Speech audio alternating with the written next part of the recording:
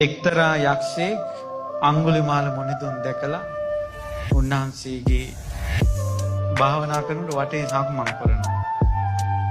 හරි ආදරේ. සාමාන්‍ය මම හිතන්නේ අංගුලිමාල මහරහතන් වහන්සේ රත්තරන් පාටට බැබලි හිටපු කෙනෙක් කියලා. වනේ හිටපු හැඩි දෙඩි චරිතයන්නේ. ගස් කොළන් සත්ව මාංශ කාලා කැලේම හිටියේ. මහාන විරාත් කැලේටම ගියේ.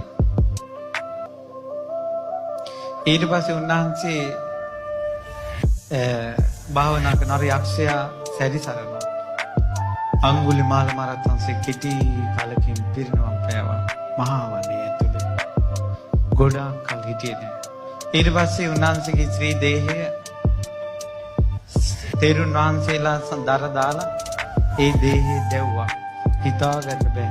ඒ ගින්දර කොහොමද මගේ මුනිතුන් දැව්වේ කියලා.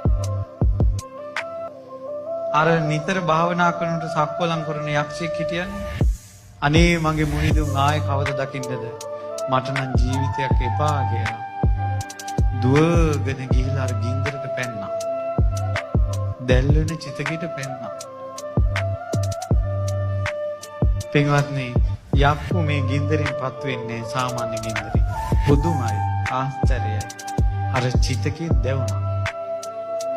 රහතන් වහන්සේ නමක් දැවෙන චිතකේ යකෙක් පිට්ට වුණා.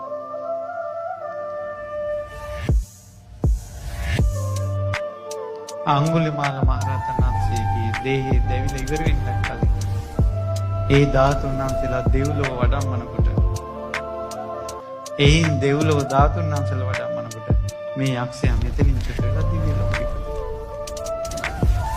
බ්‍රහ්මචාරී අංගුලිමාල මහරහතන් වහන්සේට පුද පූජා පවත්වලා ගොඩාක් දෙව්ලොව ගියයි බ්‍රහ්මචාරී ස්ත්‍රී ඇසුරින් ඈත් වෙලා ඉන්නවා.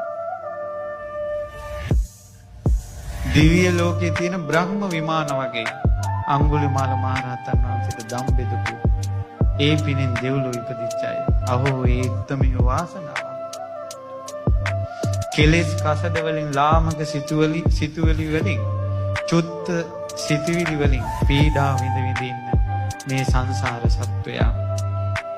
අහෝ මේ කරන පින් බලෙන් මේ කුසල්ම පෙරටුවට ඇවිල්ලා දෙව්ලොවත් බඹසර දෙවියන් අතර උපදිනවා. කොච්චර හොඳද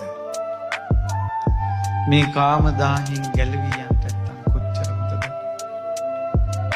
ඉතින් ඒ උත්තමයාගේ ශ්‍රී දේහය දෙවිලා ගියා. ධාතුන් වහන්සේලා නෑ මිනිසුන්ට පේන්න. පෙලක් තැන්වල කතා වුණා. හැමතැනම